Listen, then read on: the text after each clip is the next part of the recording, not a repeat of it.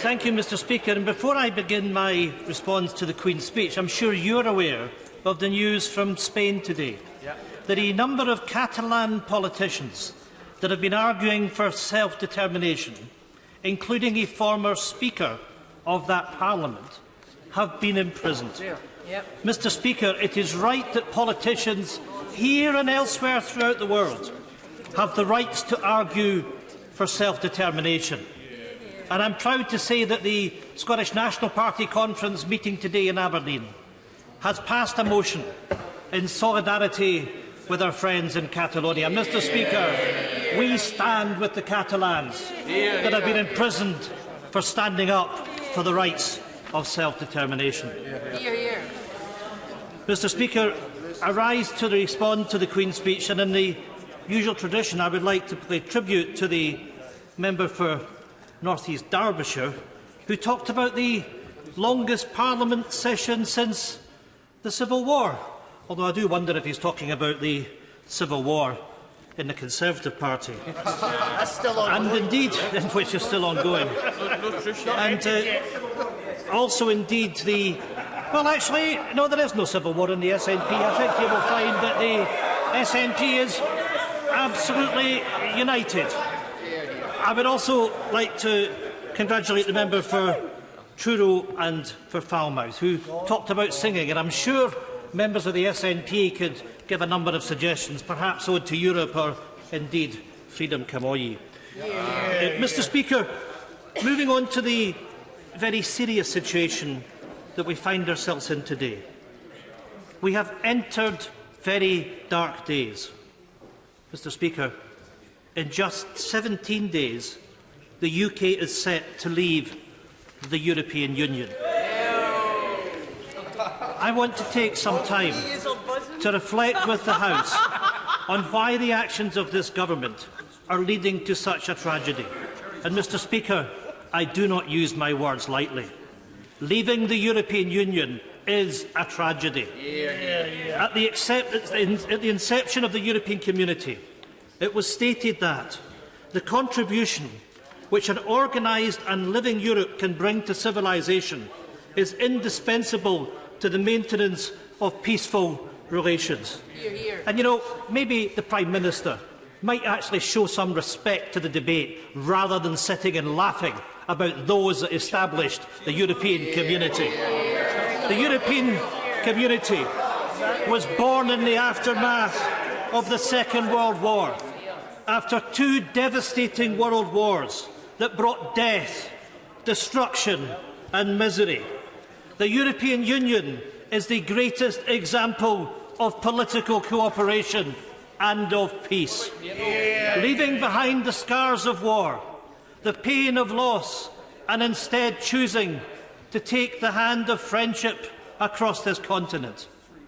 The United Kingdom joined with European partners to say never, not ever again, would we compromise peace and stability, and that the European Union would work as a beacon of hope and a guiding light for continued peace, to avoid conflict and the loss of more lives. That is the European Union, Mr. Speaker, that my colleagues here are so proud of.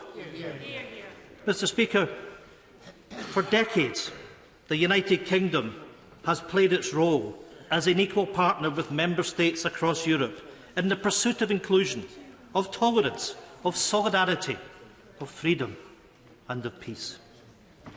Through the European Union, we have prioritised human dignity, worked together to deliver equality, protected human rights and preserved the importance of the rule of law and of democracy. I will happily give way. Thank you for giving way. How would he rate the performance of the common fisheries policy of the last few years? I'm going to come on to fishing and agriculture. But, you know, when I'm talking about the principles of what the European Union has meant to peace and stability, that's the response that we get from the Conservatives. That, quite frankly, is quite telling, and I have to say, I am amazed that the honourable member that I have respect for has lowered himself to a situation where he's talking about fishing, when we are talking about peace and stability that the European Union have brought us. Mr. Speaker, I will in 1 second.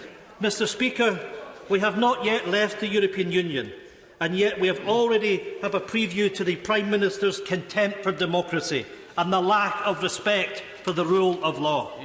Leaving the European Union risks the protection, the rights and the values that have made our democracy possible. The rights that we have all shared as EU citizens. To live, to work, to receive an education in each member state are about to be torn from us if this government gets its way. Rights that perhaps that many of us have taken for granted. The great right of freedom of movement to be stopped by a government and its own warped sense that it somehow sees this as a victory. I'll give way first to my honourable friend. Mr. Speaker, I thank the right honourable gentleman for giving way. We have our political differences, but the fact is the right honourable gentleman represents the biggest constituency in the UK, and I represent the second biggest. When it comes to fisheries, the EU over many years has paid for whole harbours like Kinloch-Berby, paid for roads, paid for airports, paid for bridges.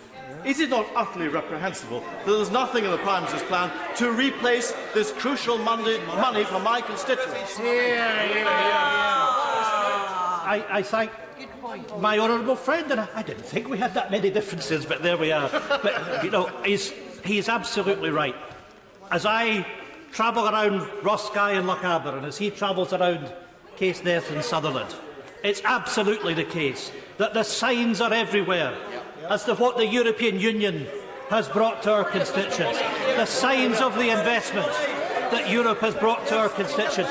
The European Union citizens that have found a home in our constituents, those that are prepared to say that the Highlands and Islands are their home, and we are also glad to welcome them as part of our community. I'm grateful to my right honourable friend for giving way. Just to turn back to freedom of movement for 1 second, because it happens so often that members of the benches opposite, historically illiterate, so they are, that they cheer the ending of the freedom of movement in this country.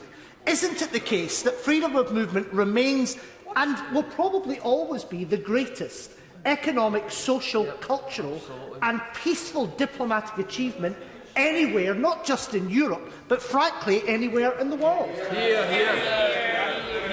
My honourable friend is quite correct, and we celebrate all of those that have come to live in our countries, given our membership of the European Union. And I stand as someone that's worked in the Netherlands. My son lived and worked in the Netherlands. My grandchildren are losing the automatic rights to live, to work, to get an education, to benefit culturally from everything that Europe has meant. And why? Because of the narrow ideology of the Brexit fanboys that sit on the government benches. Mr. Speaker, the rights that we have all shared as EU citizens to live, to work, to receive an education, as I said, are about to be taken from us. Rights that perhaps that many of us have taken for granted. That great right of free movement is to be stopped. That is a backward, retrograde, isolationist step. Brexit poses a serious, significant and lasting threat to democracy and the values that we cherish. Mr. Speaker, I stand here today not only as a Member of Parliament for Roskilde and Lochaber and as the SNP Westminster leader. I stand here as a Social Democrat and a proud European who wholeheartedly believes in peaceful cooperation across these islands and across the continent. Mr. Speaker, I am deeply saddened. In truth, I am, like many across these countries, I am frightened. Frightened of the future that this Prime Minister and this government are planning for citizens across Scotland and across the United Kingdom. The term crisis, chaos, catastrophe are now everyday terminology in the United Kingdom. Mr. Speaker, this is alarming. I fear that the past few years have numbed many of us to a looming disaster, to a no-deal Brexit, and to the real dangers of the vote leave occupants in number 10. Britain is in a difficult position. with a dangerous Prime Minister who has no majority and no mandate for office. He and his toxic party must be stopped. Mr. Speaker, today the Prime Minister has vowed to make the UK the greatest place on earth. The greatest place on earth. That is a comment straight out of the Trump playbook, and it's celebrated by the member for Stirling. That just about says it all. Mr. Speaker, members across this House, across Scotland and the rest of the United Kingdom know that neither Donald Trump or the Prime Minister have a hope of making America or the United Kingdom great again, simply because both egotists are obsessed only with making life for Trump and for the Prime Minister great again. Can you tell the House what is wrong with the Prime Minister of the United Kingdom wanting to make this country the greatest place on earth to live?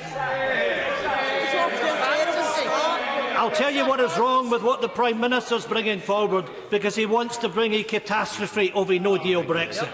And the hard facts of the matter... Order! Order! I don't know whether it's something to do with the melodic susurrations emitted by the leader of the Scottish National Party, but there is an unfailing tendency of the government backbenches to holler at the right honourable gentleman in a most over-excitable, bordering upon demented fashion. Calm yourselves. There is a long way to go, and nothing on earth will prevent the right honourable gentleman continuing his speech until its conclusion. So lie back and think of either England or Scotland and get used to it, Mr. Ian Blackford. Thank you, Mr. Speaker, but perhaps the Leader of the House might need a little bit more space if he's to lie back, as he's prone to do. But no, look, this is a serious matter, because we know that if Scotland is taken out of the European Union against its will, that it will cost us up to 100,000 jobs. We know, because the government's told us, through the Yellowhammer document, that there is a threat to the supply of food, that there's a threat to the supply of medicines. And now we have the Chief Medical Officer for England telling us there is a threat to lives. And at the end of the day, Mr. Speaker, it is the government that's responsible for this. It is the Prime Minister that has it within his gift to recognise the calamity of what a no-deal Brexit would be, to stand up in this House today to say that he will respect the rule of law, that he will respect the Benn Act, and under no circumstances, Mr. Speaker, will we be leaving the European Union on a no-deal basis at the end of October, because that, Prime Minister, would be an act of dignity. That would be an act that respects the rule of law. And I'll happily give the Prime Minister the opportunity, if he so chooses, to rise now and to tell the House that he will respect the law, that he is never, ever above the law. Well, there we are. There's the answer that the House needs. Mr. Speaker, it is... Well, he might be tying his laces, but he's tying the Conservative Party in knots. It is worth noting that 10 of the bills introduced by the UK Government during the 2017-19 session did not complete their passage through Parliament, emphasising the chaos at the heart of this government, despite the length of the session.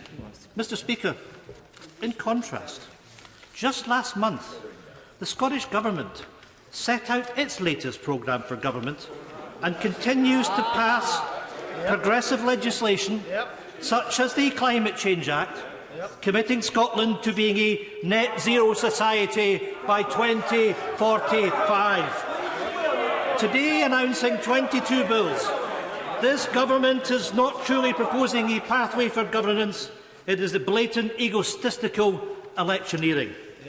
Another Tory toxic agenda, presenting wish lists for a Prime Minister who carries no majority in Parliament. This government's top priority is to leave the... You know, Mr. Speaker, it gets a bit rich for someone who's behaving as if he's a Barrack Room lawyer shouting out repeatedly. And I tell you what, I look forward to the members of Stirling being able to give their judgment on the behaviour of the individual.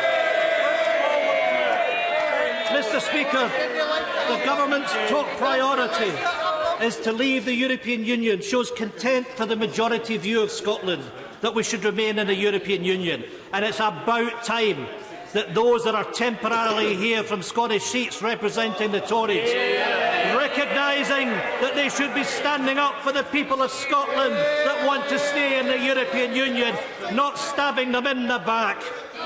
Mr. Speaker, these legislative proposals will be devastating for Scotland. Despite the rouge and the fanfare around today, the Prime Minister isn't really interested in delivering a new legislative programme. He's only interested in showcasing his party's manifesto. And what a regressive manifesto it is. The speech is a missed opportunity to address years of austerity and punishing cuts in social security support. We call it social security, by the way. You call it welfare, and that's the difference. It completely failed to address the social security disaster the Tories have overseen since 2010.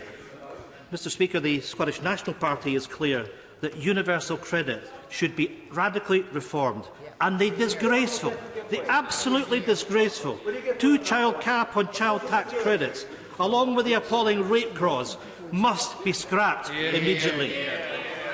It is astonishing that this government continues to pursue a policy on inflicting hardship and economic harm on people across the United Kingdom. The sheer hypocrisy that this speech is heavy on law and order from a Prime Minister that's prepared to break the law. You really couldn't make it up. Found by the Supreme Court to have given unlawful advice to the Queen. Then the Prime Minister told the Commons he would not abide by the Benn Act. However, he then gave a sworn promise to the Scottish courts that he would obey the law and issue a letter for extension if no deal is agreed by the 19th of October. Mr. Speaker, the Prime Minister must deliver that letter, or I will give him this promise: he'll find himself back in the courts next week and answerable to him. Then, of course, on Thursday the 3rd of October, the Prime Minister told the Commons his proposals would not create physical infrastructure on the Irish border, which the Taoiseach then called out, stating simply that United Kingdom proposals would mean infrastructure on the border.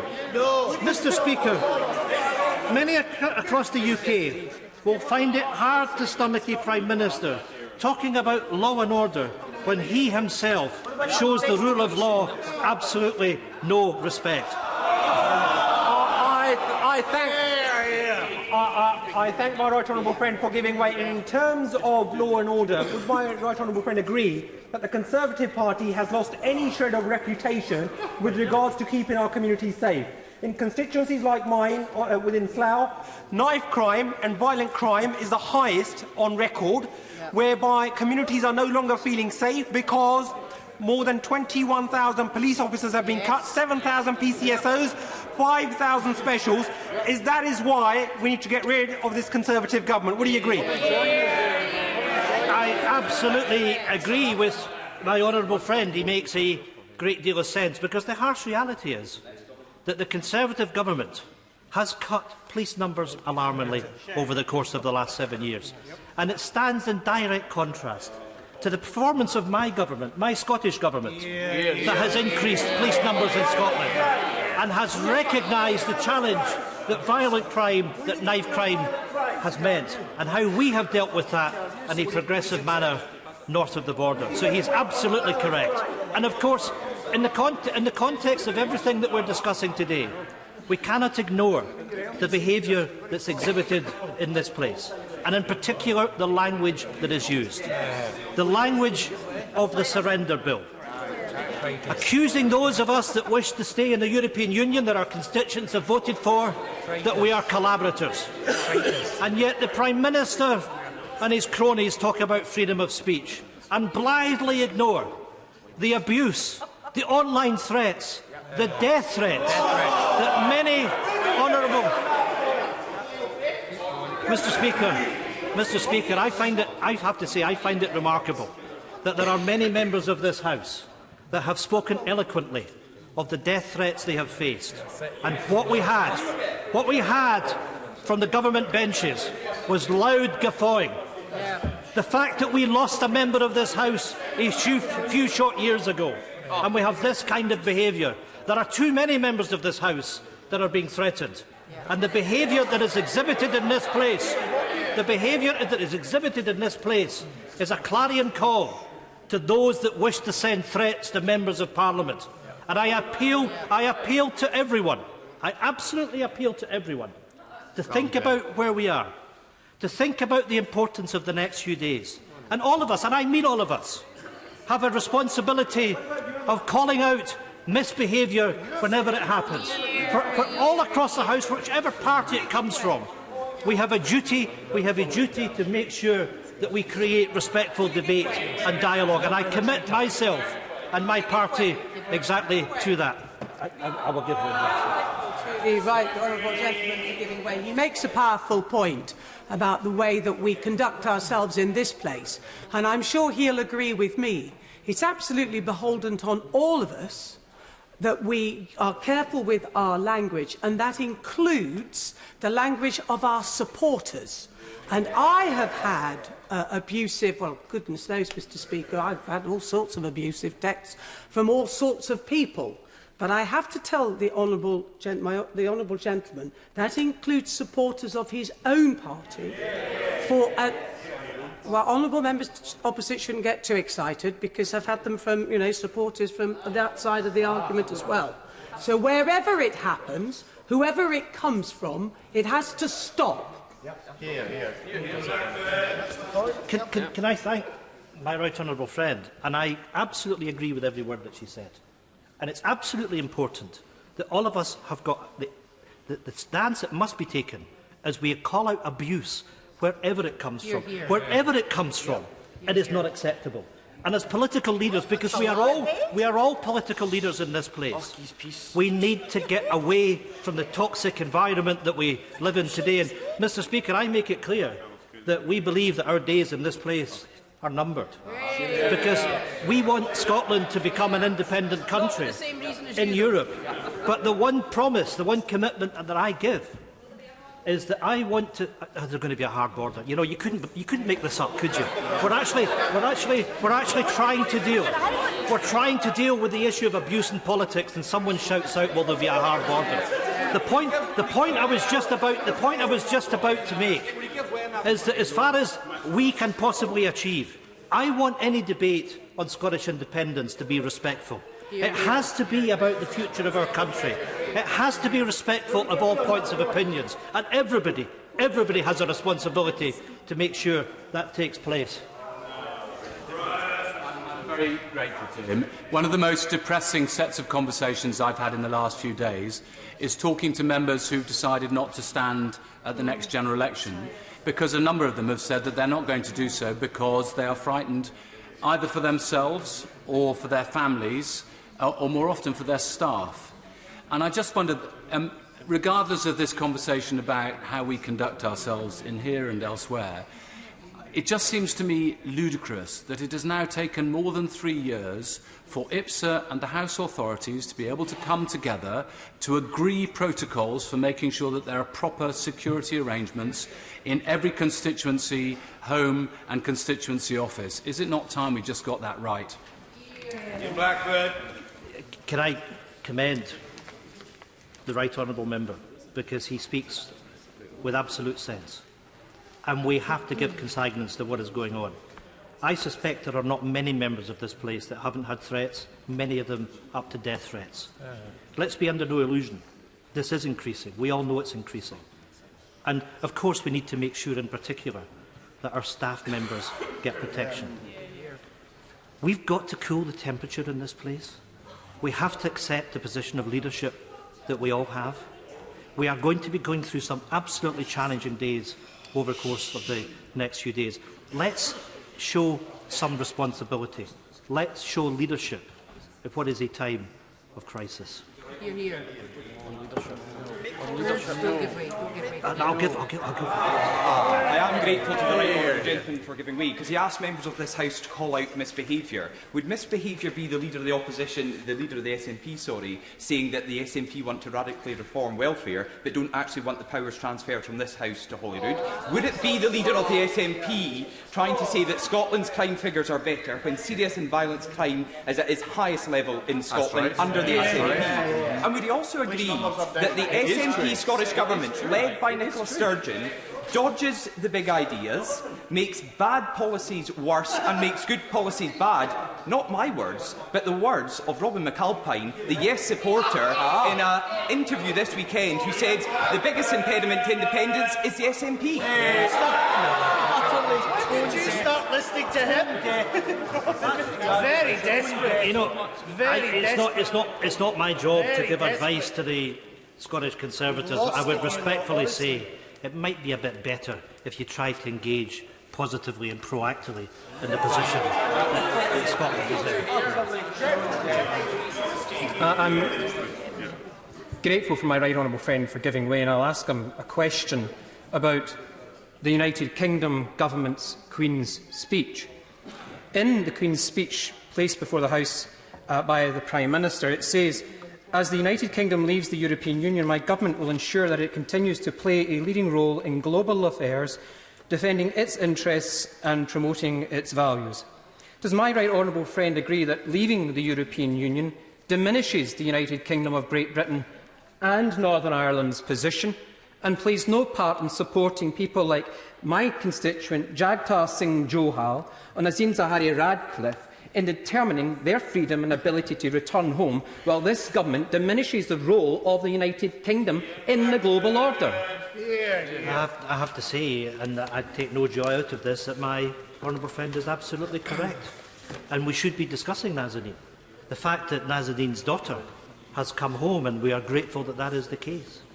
But where is the government intervention on these matters?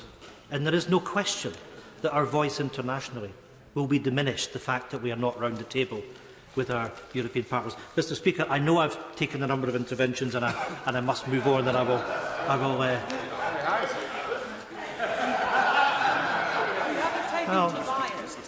yeah, right. Let's move on. Mr. Speaker, nothing in this speech that we've had from the government today is designed to enhance the rights of Scotland, our Parliament, or the voices of the Scottish people. Most notable is the fact that this government plans to reintroduce an agricultural bill and a fisheries bill, showing contempt for our devolution settlement, seeking to sideline and silence the voices of Scotland. What we saw under the Prime Minister's predecessor were that powers were removed from Scotland without the consent of the Scottish Parliament over fisheries and agriculture. Powers that the Scottish people had voted for back in our devolution referendum in 1997, taken back to Westminster without the consent of the people of Scotland. I want to firmly put on record that the Scottish National Party, while here in Westminster and in Scotland, will do all that we can do to resist the downgrading and the dismissal of our devolved rights and powers. When Westminster talks of taking back control, they're talking about taking back control of fishing and agriculture, not from the EU, but from Scotland. Mr. Speaker, the day is coming, and coming fast, when the people of Scotland will have their say on Brexit Britain, or whether they wish to be an independent country in Europe. Let me remind the Prime Minister, who isn't in his place, he seems to have gone, despite the protocol he's supposed to be here for 2 speeches after he finishes, but let me remind him of the words of Parnell. No man shall fix the right to fix the boundary to the march of a nation. Prime Minister, you must heed those words. Mr. Speaker, not satisfied with their hostile environment, this Tory government wants to legislate to end freedom of movement once and for all. Not only is that morally deplorable, it is economically nonsensical. In Scotland, our economy relies on immigration to support key public services, not least including our health service. EU citizens from out with the UK living in Scotland make up 3.9% of our population and 5% of our population. They enrich our culture, strengthen our society and boost our economy. Mr. Speaker, leaving the EU and ending freedom of movement could cost Scotland up to £2 billion in lost tax revenues. Restricting the rights and freedoms of citizens to come to Scotland will risk the delivery of key public services. But, Mr. Speaker, what do we expect from the Tories? Closing up borders isn't driven by fact or reason, but by an ideological, fundamental position from the governing party that immigration is bad. We've seen this fundamentalism in practice recently from the government, as they refuse to automatically guarantee permanent residence to all EU nationals in the UK, along with their families. This government is risking leading us into another Windrush scandal, making life impossible for thousands of EU nationals. The UK government should be working to keep citizens here and enable a fairer immigration system to deal with sectoral needs across Scotland and the UK, rather than focusing on forcing people to leave their homes here. The Conservatives need to stop playing with people's lives and drop the hostile environment once and for all. Mr. Speaker, the long-awaited pensions bill has appeared in today's announcement. On that point,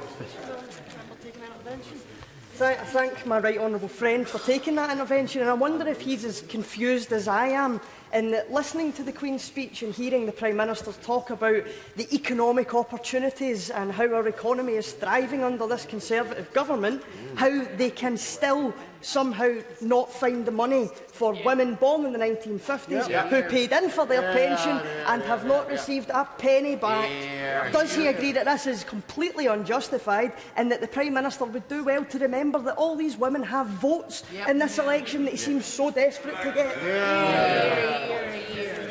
My honourable friend is quite correct.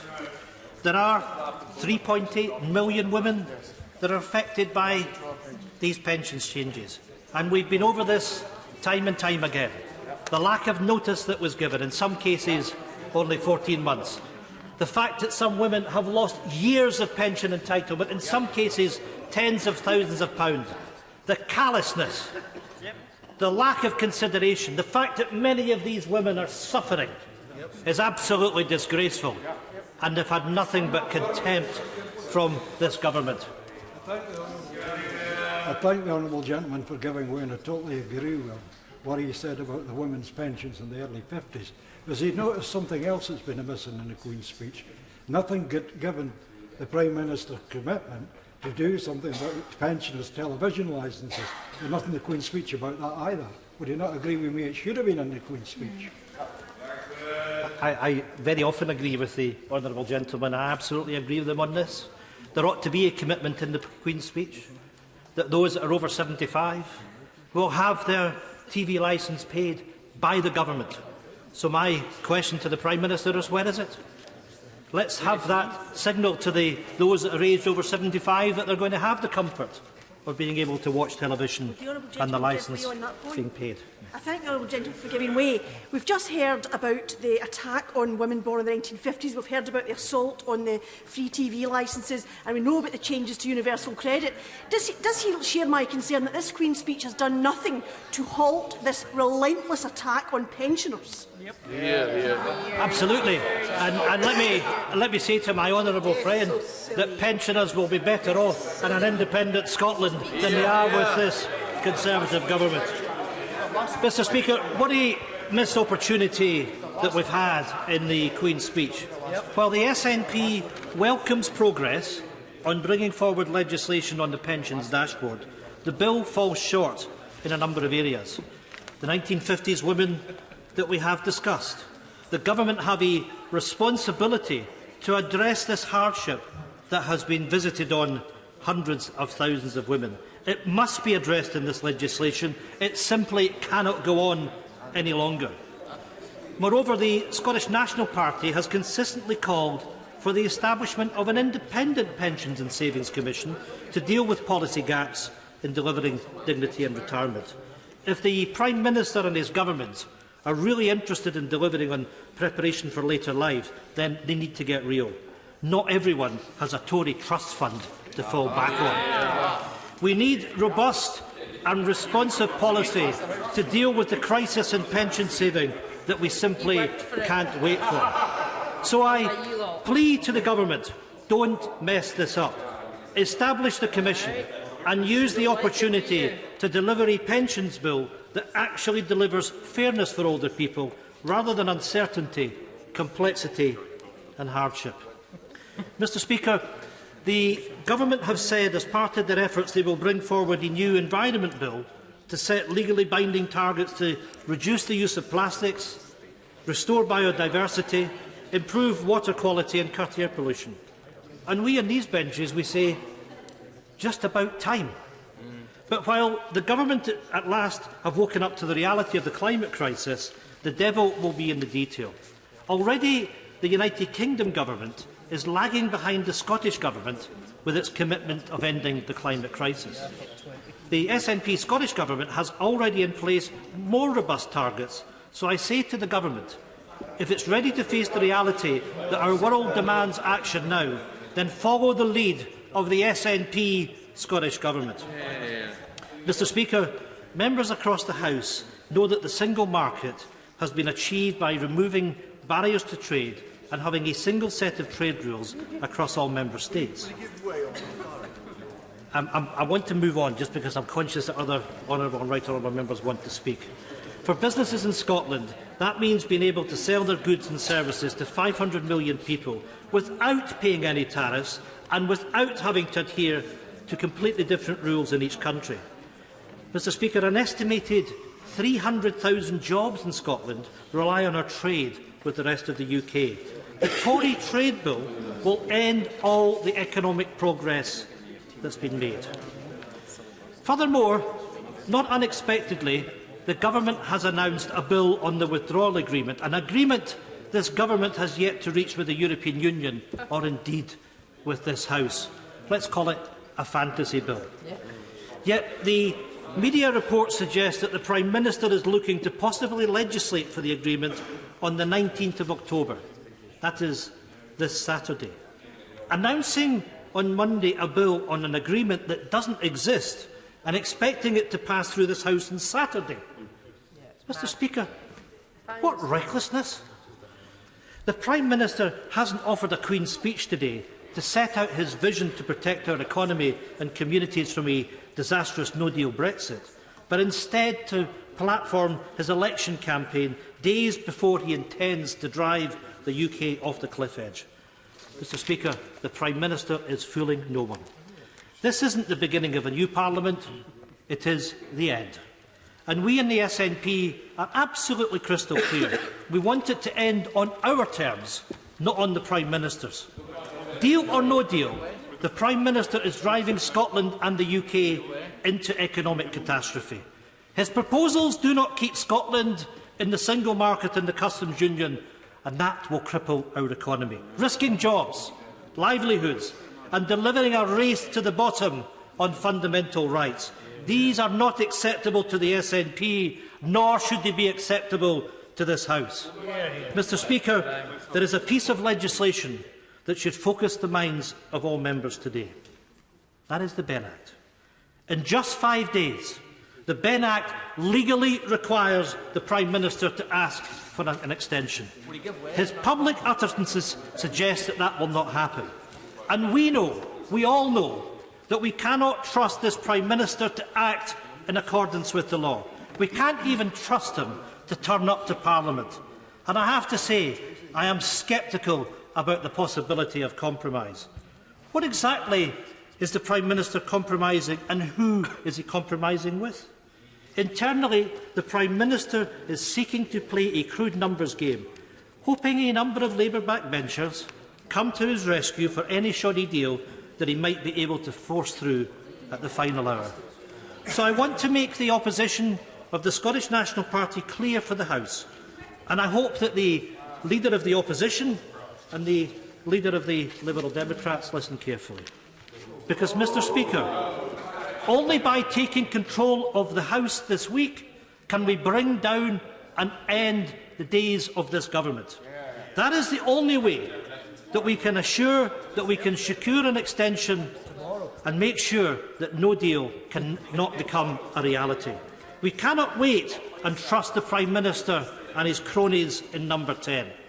Any member in this House that caves in on bended knee to a deal cooked up by the Prime Minister are trying to escape the inescapable reality that any Brexit will destroy opportunities and the totality of relationships across these islands as we know them. We must stop this government riding roughshed over the rights and freedoms of all our citizens. We cannot allow a dangerous Prime Minister to remain in office. We cannot allow the Vote Leave campaign to suffocate Parliament into submission. We must resist.